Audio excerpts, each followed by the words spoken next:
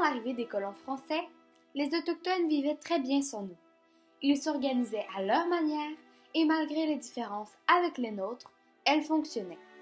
En groupe d'environ 400 personnes, les Autochtones vivaient de chasse et de cueillette. Ils vivaient de ce que la nature leur donnait. Les Premières Nations fabriquaient elles-mêmes leurs habitations, leurs moyens de transport et leurs habits.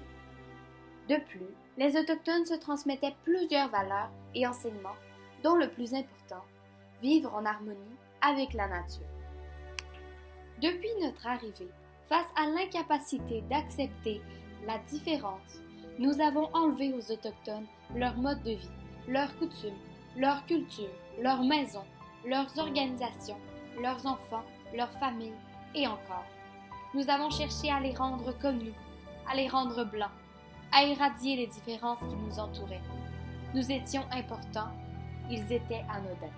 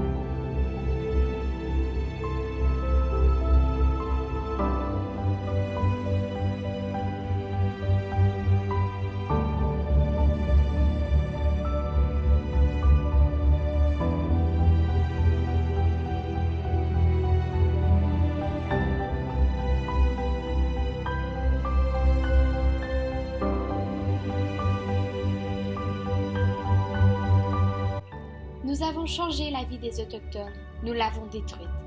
Le Canada a commis des actes impardonnables. Nous avons essayé de leur faire perdre leurs âmes, leurs croyances, leur culture, leurs familles, leurs enfants. Nous avons essayé de dissimuler nos torts. Mais qu'en est-il de notre pardon? Qu'avons-nous fait pour nous racheter?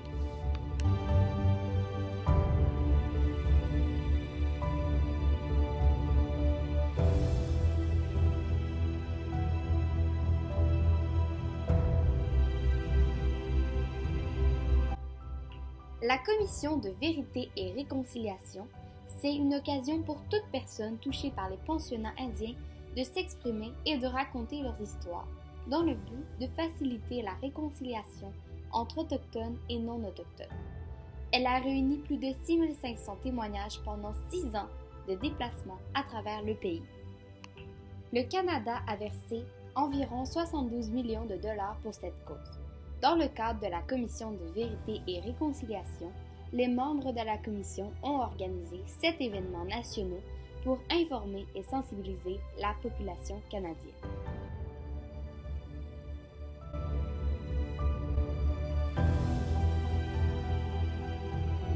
c'était la séance de dépouillage. C'est-à-dire qu'il nous coupait les cheveux. Sa sœur Carmen reçoit le même accueil. Ma mère m'avait fait des belles tresses quand je suis partie, puis ils me l'ont coupé. Puis j'avais les cheveux coupés carrés, toupette carrée, puis tu sais, toutes carrées. Puis on avait toutes les mêmes coupes, toutes les filles. On me disait tout le temps que les Indiens, ça pue, ça se lave pas. Puis c'est de ça que j'avais honte.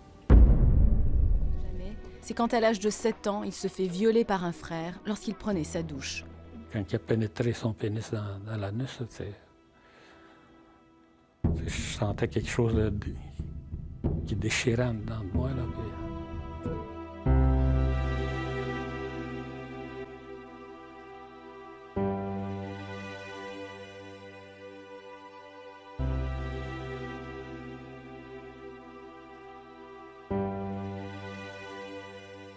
Il m'a baissé mes pantalons. Et puis, il a mis ses mains dans mon anus. Je me suis mis à boire, puis à boire, puis à boire. J'ai voulu me suicider. Une dizaine de fois, ou plus. J'ai gardé mon 50 ans de silence. Je peux-tu pardonner à ces gens-là? Je sais pas.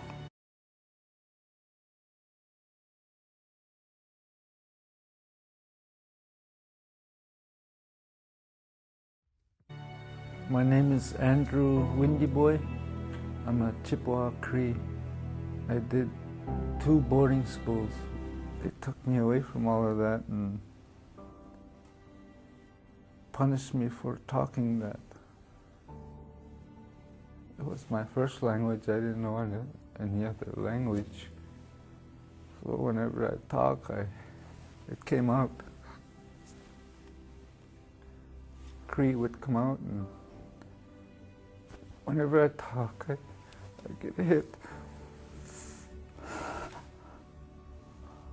I got hit so much I lost my tongue. I lost my native tongue. The only thing I remember was my Indian name. They cut off my hair, made me kneel in front of the door where everybody come in. Everybody make fun of me when they come by me, rub my head and laugh at me because I was talking. They caught me talking. I hope someday somebody will hear me.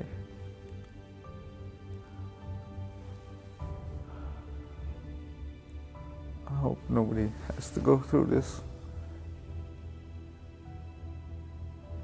We have to have our own language.